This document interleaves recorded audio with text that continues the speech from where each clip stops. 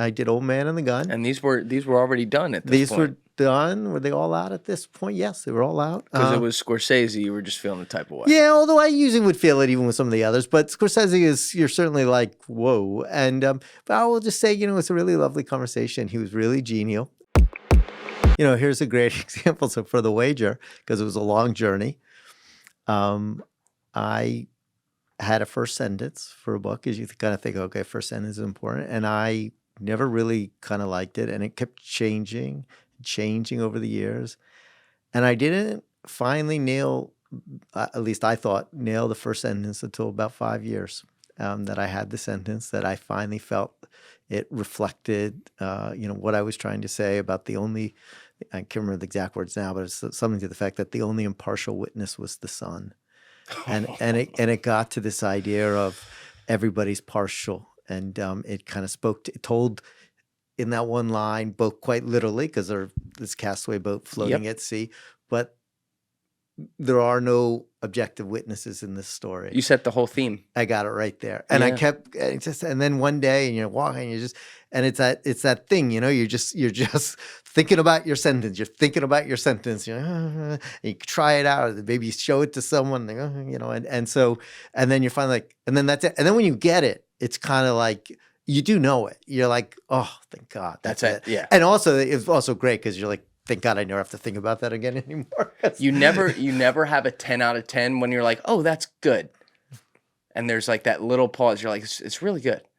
You have the 10 out of 10 when you're like, oh, fuck yeah, that's it, baby. You finally got it. Yeah. But, God, there was years. And sometimes it's even true with the title of a book. I mean, I remember with Killers of the Flower Moon. I mean, again, you're trying to come up with a title, right? And I remember. You got that from a poet, right? Yeah, it was influenced by two Osage writers. One was John Joseph Matthews, who I was reading about. So first of all, I had years. I did not have that title for years. Again, that was a book took half a decade of research and writing. And I remember I would write down, and I had like a list. I had, Lost City of Z, that was the one book I knew. Title perfect. I know that. That's the title. Kills of Flower Moon. I was like, what could be the title for this book? And I really didn't want something pulpy. I didn't want something, like the obvious thing would be like, Blood on the Plains or something awful. And I was like, I wanted something to come out of the Osage tradition. It's an Osage story. The first perspective told in the book is from this woman, Molly Burkhart. She's Osage. And then I was reading this book by John Joseph Matthews, who is an Osage writer no longer alive, but he described how the Osage had a tradition where they would name each month was named after a different moon. And in the month of May, they refer to the month of May as like the kind of little flower killing moon, because it was during that month when all these little flowers would spread over the prairie. You have these bluets that look like confetti, and then these taller plants would come and they would suck out all the water, and all the beautiful little flowers would die. And during the first death took place in May. So I say, okay, well that couldn't quite come up with the phrase. He didn't have the Killers of the Flower Moon. He had like little flower killing moon. It didn't quite work. And then I read this beautiful poem by Elise Passion, which is actually a poem about Molly and one of the deaths in her family, about her sister. And she had a variation of it. I can't remember the exact, but she had a little and I was like, that's it. So I was influenced, but that took years and years. And I don't even remember the list, but I had a list of like 50 titles. And it was funny when I finished it. It was a little bit polarizing because some people were like, "What, the flower, the killer? What?" There's a lot of words, and it was one where I was just like, "No, that's it. I feel good about that." It sounds curt, but also like in a beautiful like Native American prose. That's what it came out of, and I thought that was important. Yeah. Now, what is that phone call like? You're sitting at home, suddenly you pick it up and it's, "Hi, David, this is Marty Scorsese. I read your book. I'd like to make a picture. It's excellent. How do we make this happen?" Is that what it's like? No, actually, I wish it was. I wish Marty had called me and been like that. I would have fallen off my chair. No, it's kind of a funny, strange process with these things where, you have your agent and they kind of share the story, and then someone gets picked up, and then you kind of start to hear rumors that somebody, maybe so and so's interested or so and so's interested, and then. And eventually, it's usually your agent who actually tells you, like, "Yeah, I think Mr. Scorsese is, and I'm basically like an archive rat. I spend my time just, whatever, just spending years on these stories. But I love film. I mean, I do. I love movies. I love Scorsese's. Now with any expertise, like no expertise. Just the love of the game. Just the love of the game. Just, let me just watch, Taxi Driver. Let me watch The Departed. I mean, how many times have I seen these films? Let me just. You and I got a good list together. Yeah. And so you're just kind of fall off your chair, and then eventually you do get to have that conversation with directly with him. What was that like? It was really lovely. I mean, I will confess I was kind of nervous, because it's not my world, and you still have a little bit of that. I don't know. There's something. I think if you're not in the movie business, or maybe if you are, it's also like if LeBron James walked in this room, I would just feel fucking nervous. I don't know why. I just would. It's like, that's LeBron James. Like, it's like there's Michael Jordan, and for sure. If the GOAT in their field just kind of walks in, you're just kind of like, that's the GOAT. You had done a movie though. You had done Lost City of Z. I've done Lost City of Z. I've done Trial by Fire.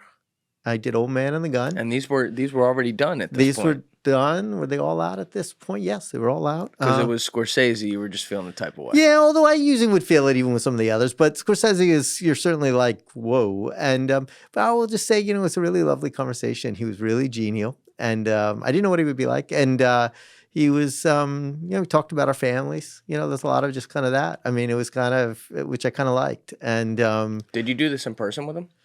Eventually, I would meet him in person. That first time was a phone call. Okay. Yeah. Now, what's you're the author of the book, yeah. but it gets adapted into a screenplay. Sometimes the authors are involved in that. Were you involved in any of them? So, to a limited extent, in the sense that, like, I don't aspire to write screenplays. It's a different kind of writing. It's a different kind of writing.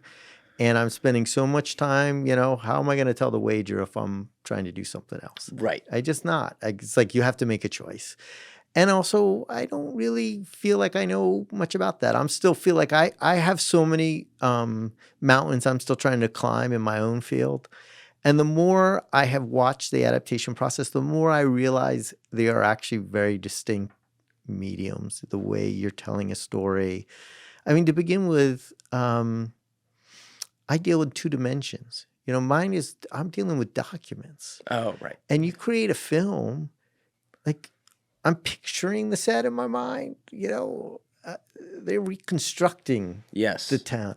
And suddenly, you have Lily Gladstone playing Molly Burkhart, this Osage woman. You have Leonardo DiCaprio playing Ernest Burkhart. And you see they are conveying information through expressions. They are animate souls. Yes. They are inhabiting these people. They don't even need to speak to say something. It's the look on their eyes. And that's not the medium I'm working with. I'm working with words, the limited things that I can reconstruct based on those documents. There are places I'll never go in my books because my hands are completely tied based on the underlying material.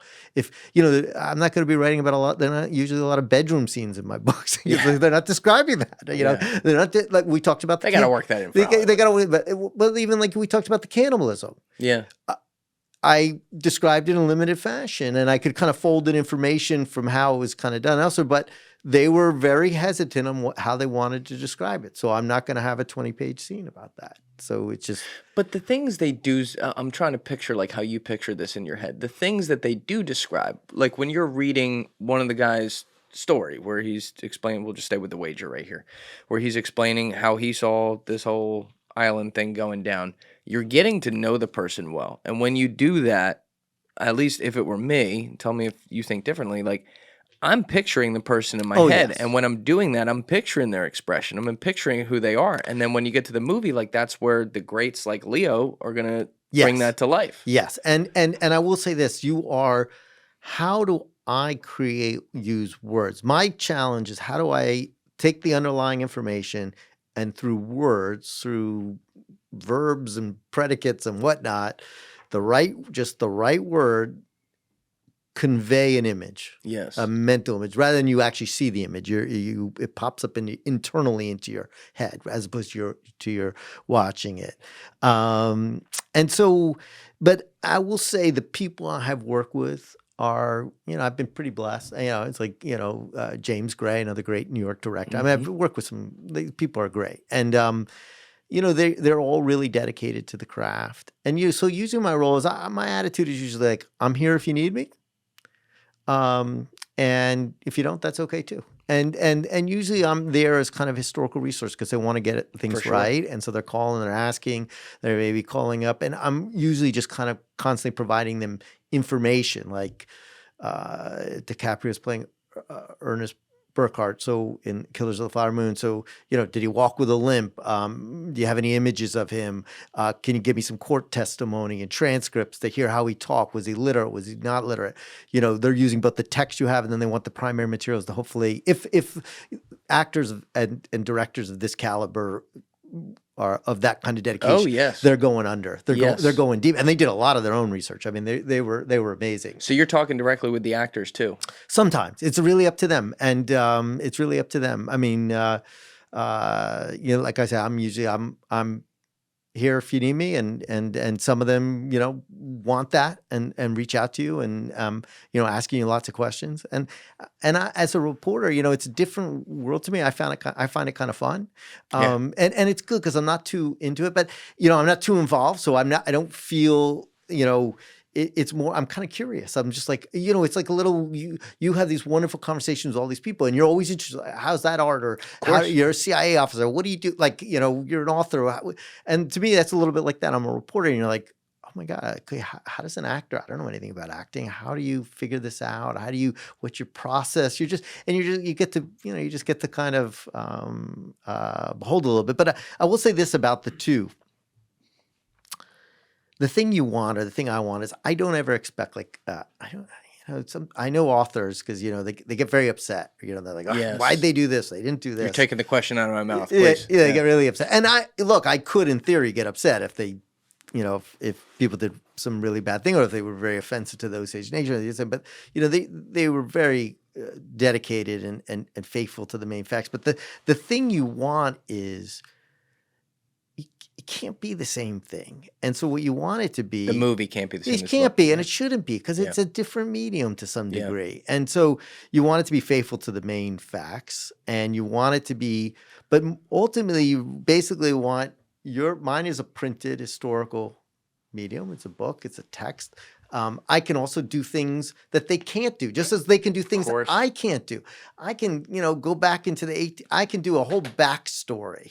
I can fold in the history of the Osage Nation in a very easy way. They're like, that's too many sets. We can't do that. Yeah. Well, and it just wouldn't make sense. You're not going to go back and tell 100 years. I could go back, I can suddenly discuss the Osage meeting with President Tom Jefferson at the White House in 1802. You couldn't. So I have places I can go. They've got to stay in a kind of more linear narrative and focus. And so and there are places they go, I can't go. So the thing you want is you're both moving with a fierce commitment because these are true stories and they're important stories. You're kind of moving in your own way through your own forms to the similar truth. And if you do that, if they do that, I'm happy. I mean, that's kind of my view. And every author is probably different. Well, I also like when you get to work with a legend like Martin Scorsese, he gets to do it how he wants to do it. Because people don't really tell him no. If he wants to make The Irishman 260 minutes, he's doing it. And with a story like Killers of the Flower Moon, that book I haven't read yet of yours, but I know the backstory. I was kicking myself. I was telling you beforehand, I think off camera, but someone had brought up Killers of the Flower Moon like a week and a half ago. It might have been like Lou Ferrante. And in my head, I got it mixed up with S.C. Gwynn's book about the Comanche. I was Great like, book. fuck. Yeah. But I want to read your book about it because when this first got announced, this was like before the pandemic, when Scorsese got the rights to the book. I always track what Marty's going to do next. So I went down the rabbit hole of this story, and there are so many different layers to it. Yeah. So if you're writing a book in your medium, you get to do it totally figuratively, in the sense that it's my job as the reader to take the words you're writing and picture it all in my head. So like you said, you can jump around. When you go to make a movie, it's now literal because you're putting it in front of them. But if you have 120 minutes to work with on a story like that, it gets really hard, because even when you're doing the literal and cutting out, like trimming the fat, so to Yeah. speak, like you have to tell the story in such quick spurts. Whereas when you get, I think this one was probably like 2.5 hours or something like that, Yeah. or 3.5 hours almost, with Killers of the Flower Moon. Like, he gets to tell it, I would say, without reading it. I'd love your thoughts on this, but I would imagine he gets to tell the story where it can fully breathe, like to your expectations. Yes. And I will say, and the thing I really appreciated about Scorsese and DiCaprio and Gladstone and De Niro and that whole production team, they leveraged their stardom, I think. Again, this is just my interpretation. I'm just speaking from my own vantage point now. Sure. They leveraged their stardom to get that movie made, and to get it made in such a way where they work really closely with the Osage Nation. They leveraged their stardom to shoot on location in Oklahoma, which was something really important to the Osage Nation, to the Osage chief, Jeffrey Standing Bear. It's probably more expensive too, right? I'm guessing. Exactly. Yeah. Like this day and age, again, I'm not an expert in this, but I gather this is just kind of not done anymore. Yeah. It's really done. They do it in Atlanta. Yeah, they'll just do it in a state. There's some tax break, and they go, and they're never shooting in where things are happening. And even for the Lost City Z, I remember they're like, we'll shoot the English scenes in Ireland, and we'll shoot the Amazonian scenes that were in the Brazilian jungle. Yeah. We'll do them in the Colombian jungle, because they're just picking based on affordability. But they did things like that, and that's where, you could use your power in a lot of different ways. But to see them use their power that way, that I admired that. That's very cool. Thank you guys for checking out this clip. If you haven't already subscribed, please subscribe and hit the like button on this video. It is a huge, huge help. And if you'd like to check out this clip's full podcast episode, that link is in the description below or right here. And finally, you can follow me on Instagram and X by using the links in my description below.